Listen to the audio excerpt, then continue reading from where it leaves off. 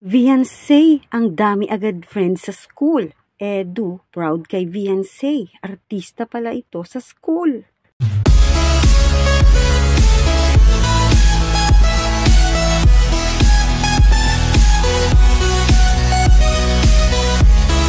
Nagulat nga itong si Kalingap Edu, artista pala ito si Viansay sa school. Tara, alamin natin, kamusta po mga Kalingap? Muling nagbabalik ang inyong lingkod mini vlog, naghahatid ng update tungkol sa mga Kalingap. Kung bago ka pa lang sa aking channel, mag-subscribe na at huwag kalimutang mag-like para lagi kayong updated sa aking mga video. Tapusin po muna natin ang video bago po tayo magkomento. Patuloy po natin din na suportahan ang founder po ng Kalingap na si Kuya Val Santos at Kalingap Rob. Dahil alam naman natin na madaming natutulungan sila ng mga kababayan natin.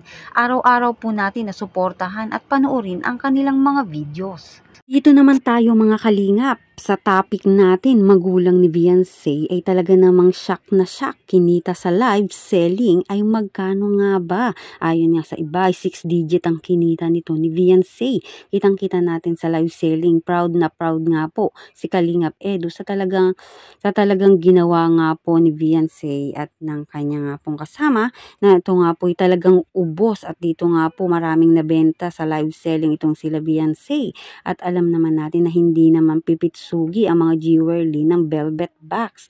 Binibenta nila at alam naman natin na high-end jewelry ang mga ito gaya ng kwintas, hikaw, ring, bracelet na talaga namang mapapawaw ka sa kanilang mga design at syempre sa ganda nito at di lang yan, sa presyo rin po mga Kalingap. Napakarami talaga mga Kalingap ang sumusuporta dito nga po kay Viansay kapag lagi itong nagla-live selling gaya nga po ng nakaraan ay sold out din ang kanila nga pong mga nabenta ng sila nga po ni Papa Eds at ngayon na naman sold out naman at napakalaki po ng kinita. Ang Edsy ay mayroon din syempreng live selling lalo na itong si Viansay. Alam natin na dati pa na si Viansay at Edu din ay nag-live at sold out nga po. Ang kinita nga po ng dalawang ito noon ay 40,000 at sila nga po ay naghati doon. At yan nga po na napagod man talaga namang kikita agad ang mga ito dito nga po sa ibinigay ng opportunity ni Kalingap para sa mga beneficiary nito. At yan nga po nito lang ay nag-live selling ulit ito nga pong sila Viansay at talaga namang malaki ang kikitain ngayon ni Viansay dito mga Kalingap sa kakatapos lang na live selling na sold out din. Halos nga po na sold out talaga ang lahat at naka 500,000 ang kinita nito. Kita mo mga Kalingap, kita pa lang ng bracelet ay nasa 300,000 na nga po. Bukod pa dyan ang iba pa nga pong mga item na talaga namang aabutin syempre ito ng 500,000. Kaya magulang ni Viansay sobrang shock dahil nga sa malaki din syempre ang magiging kikitain dito ni Viansay. Malamang-lamang baka nga po abutin yan sa 100,000 ang kitain nito ni Viansay. Kaya sa kanya nga pong live selling. Ano sa tingin nyo mga Kalingap? Kaya malaking tulong talaga mga Kalingap ang binigay ni Kalingap Rob na opportunity sa kanila. Dumako naman tayo, dito naman tayo, Edu, proud kay Viansay. Nagulat pagpunta sa school ay parang artista. Napakadami nga po agad na nakakakilala rito kay Viansay.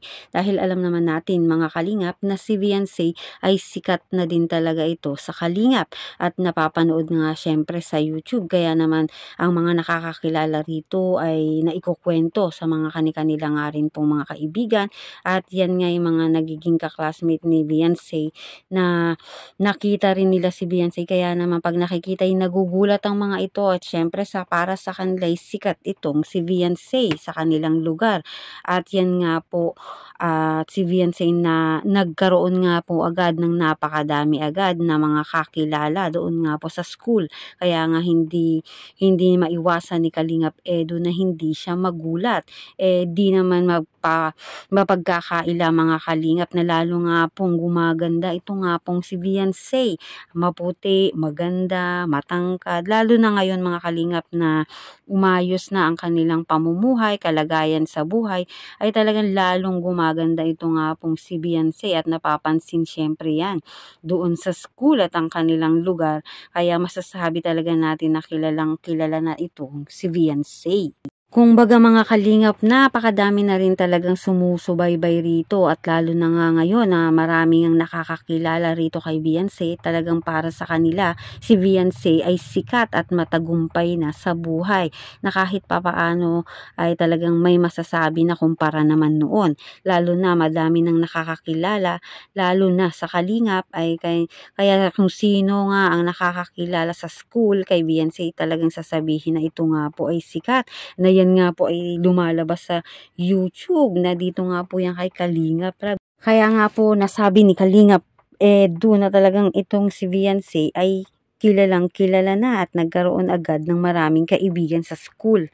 Kaya naman patuloy po natin mga kalingap na suportahan lalo na sa pasukan itong ang si Beyonce.